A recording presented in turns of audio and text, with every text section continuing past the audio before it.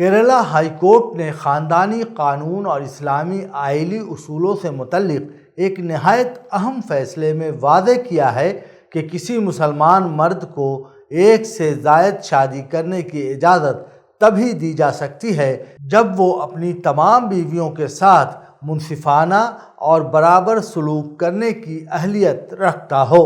عدالت نے کہا کہ قرآن کریم کی روح یکزوجگی ہے، جبکہ تعداد ازدواج صرف ایک استثنائی رعایت ہے، کوئی عمومی اصول نہیں۔ جسٹس پی وی کنہا نے فیصلے میں کہا، قرآن عدل و انصاف پر زور دیتا ہے۔ اگر کوئی مرد اپنی پہلی، دوسری، تیسری اور چوتھی بیوی کے درمیان انصاف کر سکتا ہے تو ہی اسے دوسری یا تیسری شادی کا حق حاصل ہے۔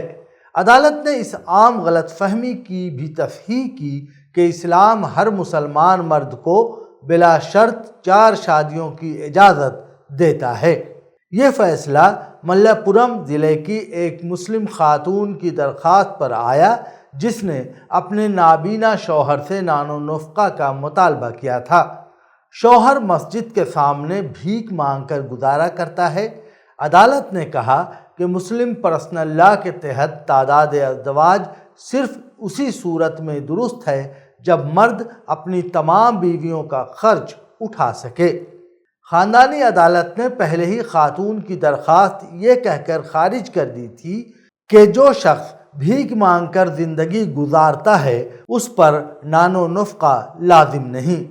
ہائی کورٹ نے اس فیصلے کو برقرار رکھا مگر ساتھ ہی کہا کہ ایسے شخص کو مزید شادی سے باز رہنے کے لیے مشورہ دینا ضروری ہے کیونکہ وہ ایک بیوی کی کفالت کے بھی قابل نہیں۔ عدالت نے ریاست کو ہدایت دی کہ وہ ایسے مردوں کو جو متعدد بیویوں کا خرچ برداشت نہیں کر سکتے تعداد ازدواج سے باز رکھنے کے لیے رہنمائی فراہم کرے اور ان خواتین کو تحفظ دے جو ایسی شادیوں کا نشانہ بنتی ہیں۔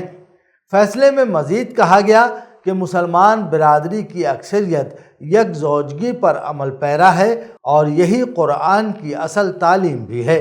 عدالت کے مطابق وہ قلیل اقلیت جو تعداد ازدواج کی روش پر ہے اسے علماء اور سماج کی طرف سے تعلیم دی جانی چاہیے۔ عدالت نے یہ بھی واضح کیا کہ ریاست، سماج اور عدلیہ تینوں کی ذمہ داری ہے کہ کوئی شخص رزق کے لیے بھیک مانگنے پر مجبور نہ ہو اور ریاست پر لازم ہے کہ ایسے افراد اور ان کی بیویوں کے لیے بنیادی سہولیات فراہم کرے۔ فیصلے میں سورہ نساء کی آیات 3 اور 129 کا حوالہ دیتے ہوئے کہا گیا کہ ان آیات کی اصل روح یکزوجگی ہے اور تعداد ازدواج صرف ایک استثناء ہے۔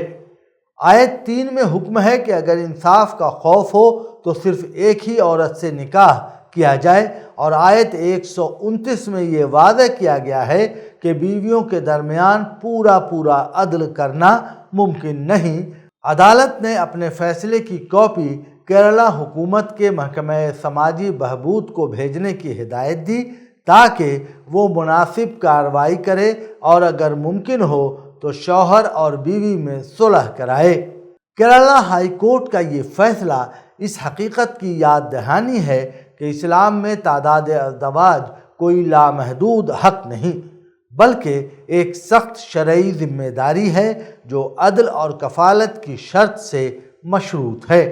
قرآن کی اصل تعلیم یکزوجگی ہے اور انصاف کے بغیر ایک سے زائد شادی نہ صرف شرعاً محل نظر ہے بلکہ سماجی طور پر بھی ظلم کا باعث بنتی ہے۔